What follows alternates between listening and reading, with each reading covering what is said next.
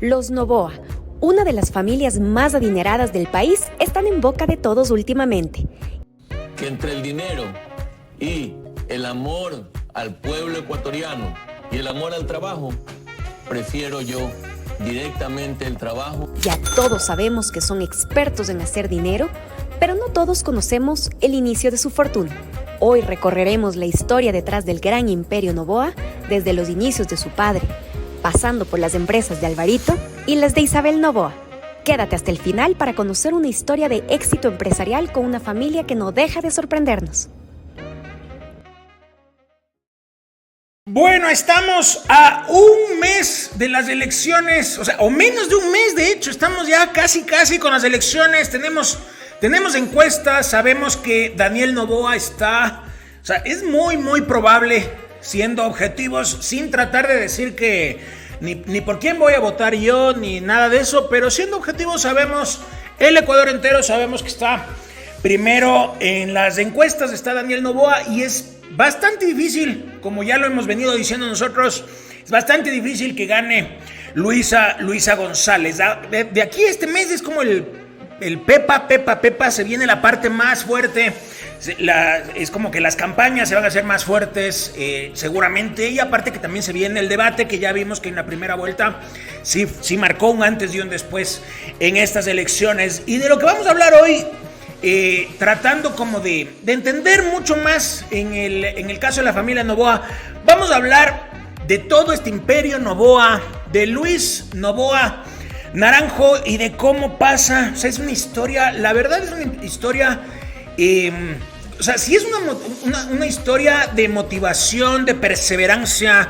Es como una persona pasa de pobreza, de ser una persona de bajos recursos económicos, a ser una de las personas más influyentes del país. Y quién quita, de la historia del Ecuador, yo creo que es el empresario más exitoso que ha tenido este país. Es cómo pasa de pobre a millonario y cómo se crea este imperio Noboa, que después eso lleva hacia los diferentes Noboas, a Álvaro Noboa, evidentemente, Isabel Noboa, y a la larga también cómo eso le lleva a Daniel Noboa, que puede aprovechar de todo este legado que le deja su abuelo, su padre, su tía y toda la familia.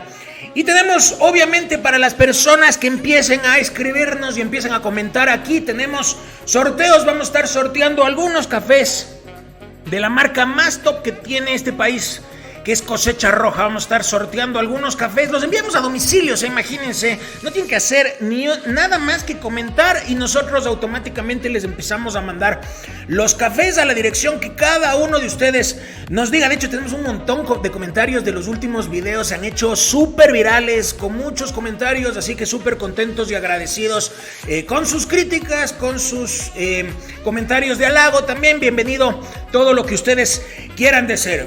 Entonces, nada, soy Juan Esteban Portilla, estos son Data Talks y comenzamos.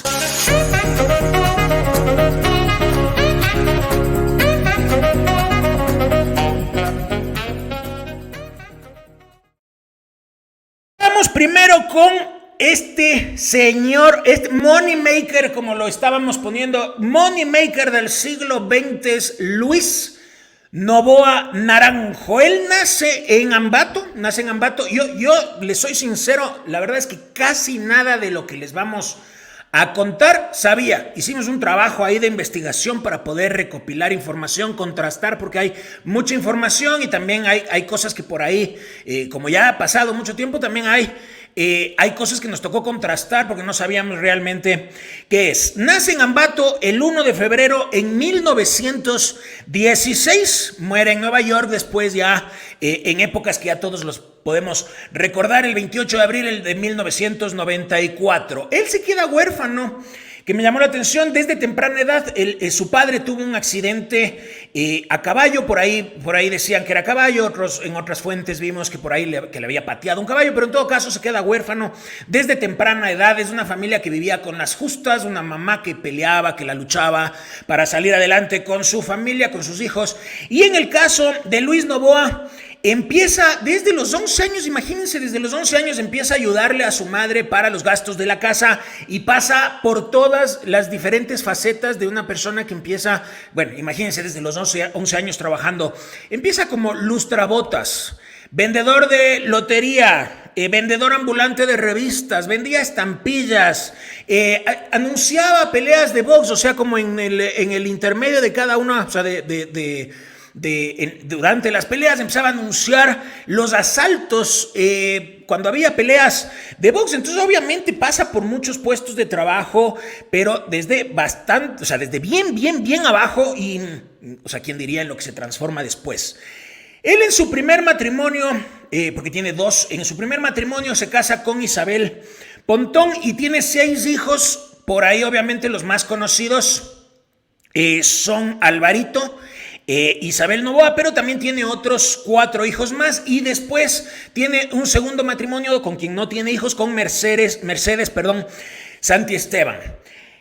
¿Cómo empiezan sus primeros trabajos formales? O sea, ya cuando empieza con su actividad, ya como de trabajo, no tanto de comerciante en la calle, sino que empieza ya a moverse en diferentes partes. Él a los 17 años, en 1928, empieza a trabajar como conserje. Le dan la oportunidad de trabajar como conserje en el banco Sociedad General de Crédito y ahí conoce a su gerente, que era Juan Marcos Aguirre. A partir de eso, él de alguna manera, y eso podemos verlo ya desde su temprana edad, a los 17, ya empieza a desarrollar como esas habilidades de negociación, esas como de tratar de vender una idea, como de convencer, que es importantísimo en la vida del empresario. Él convence, siendo conserje, él convence al banco de un préstamo y a cambio que les iba a devolver el doble. Primero le dan un préstamo de 3,000 sucres, un aproximado de $300 a la época, y después termina devolviendo el doble y eso le lleva como que a que tenga credibilidad para pedir otros 2 préstamos más como de 10,000 sucres, que en la época era bastante dinero, y con ese capital, o sea, él como supervisionario y aparte también como hambriento, digamos, o sea, todo un tiburón, lo que logra es con esa plata comprar mercancía en remate que compraba en la aduana, y eso lo vendía al doble por contactos o por sus habilidades en sí comerciales. Después, a los 17 años, ya en 1933, él forma su propia empresa, que era de cambio de monedas y de comercio de souvenirs, entre otras cosas. En esas épocas conoce a Víctor Emilio Estrada, que es un nombre clave en la historia de Luis Noboa. Él era gerente del banco La Previsora, lo conoce porque por ahí tenías la oficina de Luis Noboa con su empresa que fundó, era cerca, entonces por eso le conoce. Y después Estrada le termina ofreciendo acciones minoritarias en una empresa. Fíjense este nombre: Comercio y Mandato, es que lo que hoy conocemos como Comandato. Entonces, él fue accionista minoritario en la empresa que era de Víctor Emilio Estrada y obviamente también ya empieza a moverse en ligas ya mayores. Y él, lo que pasaba es que él era empresario porque tenía su propio negocio de esto de la venta de monedas o de intercambio de monedas y también lo de la venta de souvenirs, pero en paralelo gerenciaba Comandato a la época. Y de ahí sí viene ya su fenómeno de crecimiento. Para 1940 comienza a exportar arroz, por eso les decía, con Juan Marcos Aguirre, que es esta persona del primer banco, con que le ofreció trabajo, empieza a comercializar arroz. Para 1941 ya se convierte en la principal exportadora de arroz del Ecuador. O sea, imagínense, para 1941. En 1944 empieza a exportar café, empieza a exportar cacao, después para los 50 empieza a exportar banano y así empieza a formar toda esta fortuna que para los 50 ya Forbes destacaba que Luis Noboa tenía un patrimonio de $1,200 millones. En 1956 ya empieza a exportar banano a Europa. Imagínense, es una historia, pero no sé, motiva, la verdad. Para los 60 compra molinos Pultier, después crea la industrial Molinera. En 1961 adquiere los derechos para la concesión de la marca Quaker, aquí que la vemos hasta ahora aquí en el Ecuador, y en ese mismo año crea con Industrial Molinera también crea la exportadora bananera Novoa. Entonces ya era todo un fenómeno. En los 70s ya se va y se traslada a la ciudad de Nueva York. Desde allá ya era el dueño absoluto de todo lo que había fundado. Empieza a adquirir algunas otras empresas y todo eso lo lleva eventualmente a que cree el imperio, o el grupo Novoa. Para los 90 ya él con las empresas, de algunos cálculos y en algunas revistas, en algunas bibliografías que encontramos, dicen que para los 90s lo que producía este grupo Novoa representaba el 5% del PIB nacional de todo el Ecuador. Imagínense, contaba con una nómina de 18,000 trabajadores. O sea, era una locura todo lo que forma, pero como les decía al inicio, él muere en 1994. Entonces, ¿qué es lo que pasa? ¿Y qué es lo que pasa con toda esa fortuna? Porque él evidentemente ya para 1994 muere. Él estuvo peleando con una enfermedad, muere ya después, y esa herencia se transforma en peleas, en controversia.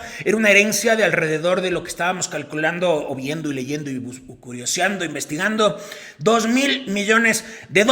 Entonces él en el 1991, antes de morir, tiene un testamento que lo tenía en Estados Unidos. Ese testamento también se convierte en noticia muy mediática aquí en el país, y lo que él decía en su testamento de 1991 es que pretendía que se reparte equitativamente entre todos sus hijos esa herencia. El tema es que él también estaba casado con una segunda esposa, entonces eso le lleva a que haya mucha controversia, mucha disputa, muchos juicios y mucha inversión en abogados a todos los Novoa, principalmente a Álvaro Novoa. Había mucha disputa alrededor, pero eventualmente Alvarito, como lo conocemos todos aquí en el país, termina haciéndose del grupo Novoa. Él es el principal heredero, y obviamente le conocemos sobre todo por todas sus frases y por todas las cosas que ha hecho, pero también le conocemos porque ha sido candidato presidencial 5 veces y hubiera podido ser una sexta en el 2021, que fueron las que ganó Guillermo Lasso, pero no le dejaron. O sea, él estuvo como candidato presidencial peleando contra Yamil Maguad en el 98. En el 2002 perdiendo contra Lucio Gutiérrez y después 3 veces perdiendo contra Rafael Correa. En el 2006, que todos pensábamos que el próximo presidente iba a ser Álvaro Novoa, terminó ganando Rafael Correa y vino todos los 10 años del correísmo. También estuvo peleando en el 2009 y en el 2013, pero evidentemente Rafael Correa era el candidato más fuerte.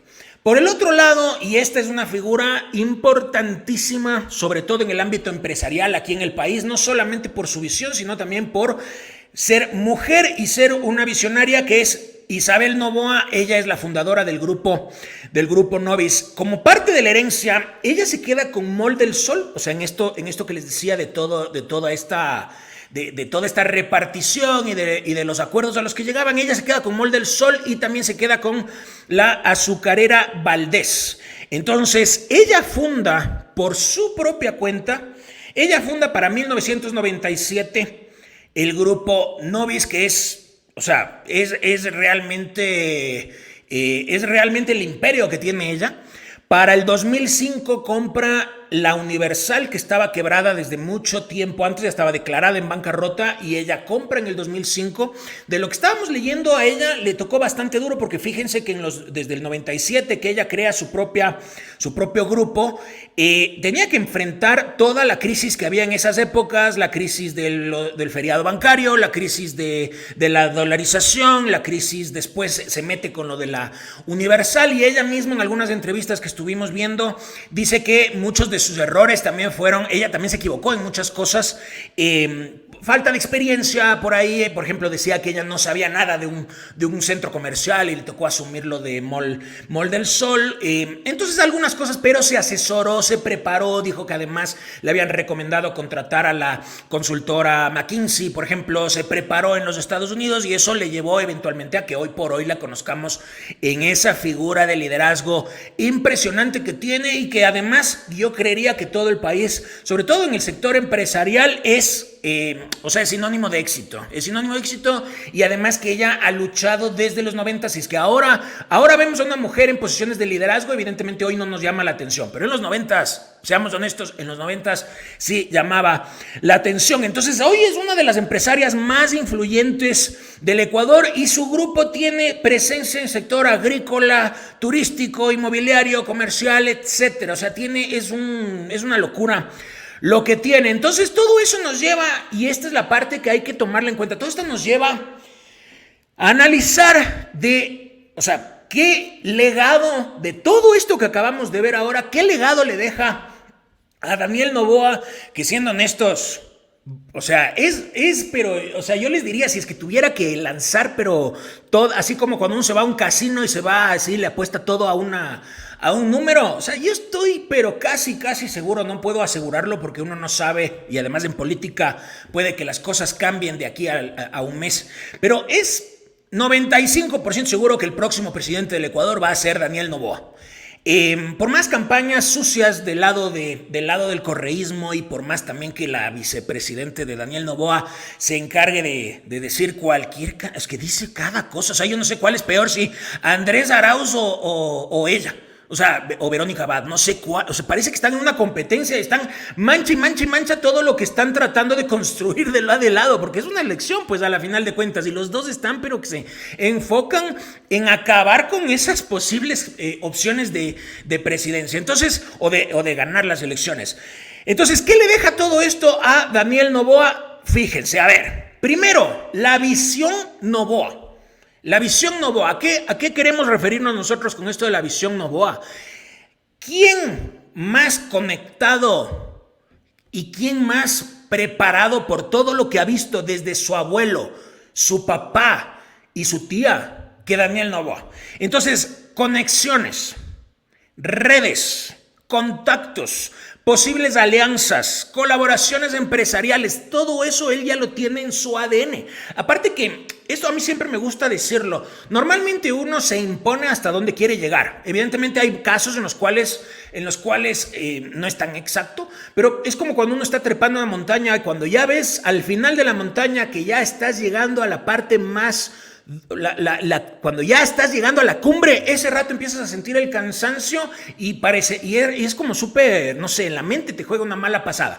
En el caso de las personas, también uno normalmente dice, yo a los 18 años me estoy proyectando a los 22 en ser asistente de gerencia y después para los 40 ser gerente. Pero hay otros que en cambio por sus propias particularidades, como en el caso de Luis Noboa, o en su defecto por la herencia que ya de por sí tienen, arrancan con esos pasos mucho más avanzados. No hay garantía, eso sí, pero arrancan mucho más avanzados. No es lo mismo arrancar cuando tú ya tienes todo un imperio o cuando ya tienes, no sé, ciertas cosas resueltas, que tener que tú lucharla desde el inicio. Entonces es muy probable que en el caso de Daniel Noboa, que ya teniendo los contactos, sabiendo cómo funcionan las cosas y pensando además y tratando de llegar más lejos de lo que normalmente cualquier otra persona trata de hacerlo, es muy probable que él sí sepa manejarse en esas circunstancias. No es garantía, como les digo, no es garantía. Ya vemos cómo le pasa a Guillermo Lasso, que debe ser el peor gobierno de la historia o entre los peores gobiernos de la historia,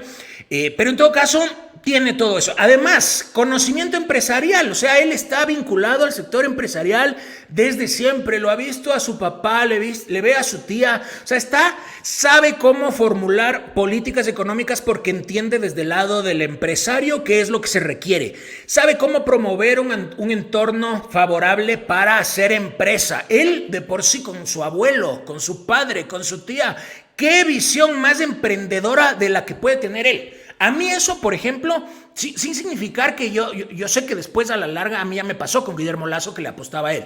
También puede ser que con Daniel Noboa después termine arrepintiéndome y digo, chuta, no puede ser que me haya equivocado tanto. A mí ya me pasó y yo lo soy súper sincero. A mí ya me pareció con Guillermo Lasso. Igual no me arrepiento de haber votado por Guillermo Lasso porque contra quién me tocaba...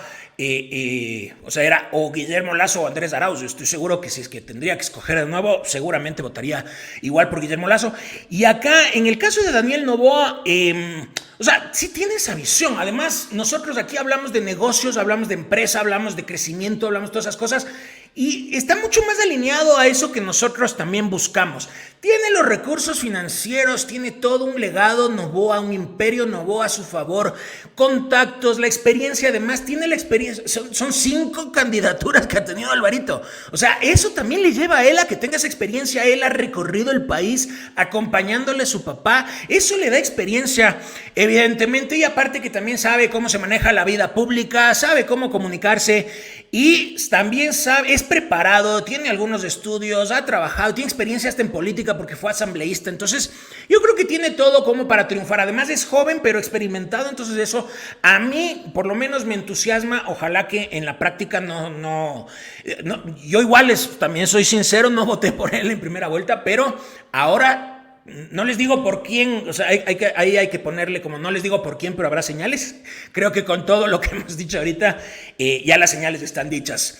Entonces, nada de esto sería posible sin el agradecimiento de nuestros auspiciantes que confían en nosotros y que además con cada una de nuestras locuras están apoyándonos. Así que agradecidos con nuestros auspiciantes.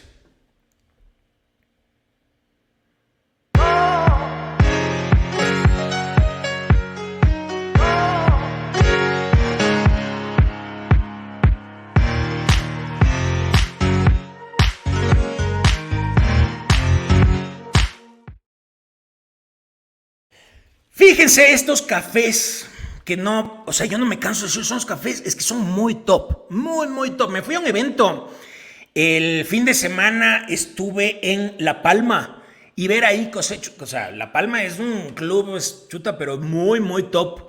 Y ver Cosecha Roja por todas partes me encantó.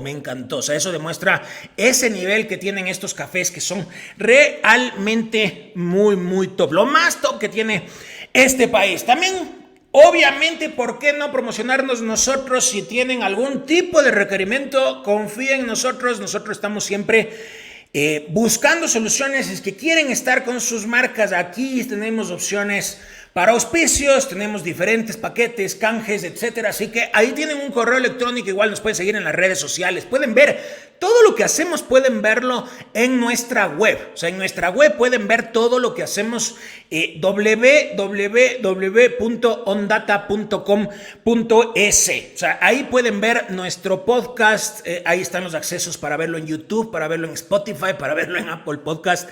Pueden ver nuestros newsletters, pueden ver las redes, pueden ver todo lo que hacemos. Y también queremos agradecer a nuestros amigos de Dermacutis con estos kits que lo tienen todo para el cuidado de tu piel. Viene una crema aclarante, un suero, un dermoprotector solar y también un suero detox aclarante. Todo esto en este kit que es, o sea, es así, o sea, está todo armadito. Así que pilas también con Dermacutis. Entonces estamos listos, agradecidos como siempre, esperamos sus comentarios, hasta de los trolls. Bienvenidos los trolls, si quieren escribirnos, quieren insultar, si quieren lo que fuera, todos los comentarios son bienvenidos. Y recuerden que tenemos los premios para los primeros que escriban. Tenemos cafés de Cosecha Roja a domicilio, les mandamos, no les cuesta nada y van a ver que realmente es el mejor café que tiene este país. Es en cualquier parte, o sea, en donde ustedes quieran, a cualquier parte llegamos nosotros, que sea obviamente aquí a nivel nacional. Y si nos quieren escribir desde otros países, tendrían que pensar a quién le mandamos acá. Así que pilas, agradecidos como siempre y nos vemos la próxima.